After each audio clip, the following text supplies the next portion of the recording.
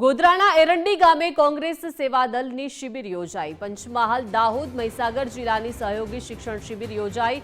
કોંગ્રેસ સેવાદળના રાષ્ટ્રીય અધ્યક્ષ લાલજીભાઈ દેસાઈ ઉપસ્થિત રહ્યા। પ્રદેશ અધ્યક્ષ પ્રગતિબેન આહિર સહિતના પદાધિકારીઓ આ બેઠકમાં ઉપસ્થિત રહ્યા। લાલજીભાઈ દેસાઈએ રાહુલ ગાંધીના નિવેદનનું સમર્થન કર્યું છે। સ્લીપર સેલની કામગીરી કરનારને વીણીને દૂર કરીશું તેવી વાત લાલજી દેસાઈએ કરી છે। કોંગ્રેસના કર્મઠ કાર્યકરોને જવાબદારી સોંપીશું। અમારું લક્ષ્ય માત્ર ચૂંટણી નથી, જનતાનો અવાજ ઉઠાવવાનો છે।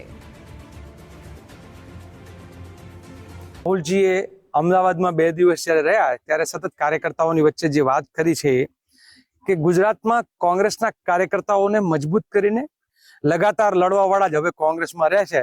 હવે જે રહ્યા છે મૂળ સાચા કોંગ્રેસીઓ રહ્યા છે, તો આ સાચા કોંગ્રેસીઓ મળીને ગુજરાતમાં વધારે લડાયક બને, યુનાઇટેડલી સમગ્ર ગુજરાતની અંદર જનતાના જે સવાલો છે, મૂળભૂત સવાલો જે છે એને ઉઠાવે। એ મોંઘવારીનો હોય, બેરોજગારીનો હોય, ખેડૂતોનો હોય, બહેનો ઉપર થઈ રહેલા બળાત્કારની વાત હોય, દલિત, આદિવાસી કે પીછડા વર્ગના શોષણનું હોય, કે ગરીબ અને મધ્યમ વર્ગ જે છે એના શિક્ષણના અને આરોગ્યના સવાલો હોય, આવા સંપૂર્ણ પ્રમાણે નકલી સરકારને દૂર કરીને અસલી જે છે એ ગુજરાતમાં સુશાસન આવે એના માટેની શિબિરો અને જિલ્લે અને તાલુકે સેવાદળની બેઠકો થઈ રહી છે। આજની સેવાદળની અમારા પદાધિકારીઓ એ જે જિલ્લાના પ્રમુખો છે, તાલુકાના પ્રમુખો છે કે શહેરના પ્રમુખો છે, એમના માટે 1 દિવસની સહયોગી પ્રશિક્ષણ શિબિરનું આયોજન કરવામાં આવ્યું છે। માનનીય રાહુલ ગાંધીજીએ કહ્યું કે આપણે વીણીને એવા કોંગ્રેસના કાર્યકર્તાઓ અને નેતાની જરૂર છે કે જેનો હાથ કાપી અને એમાંથી બ્લડ નીકળે ને તો એ પણ કોંગ્રેસી હોવું જોઈએ।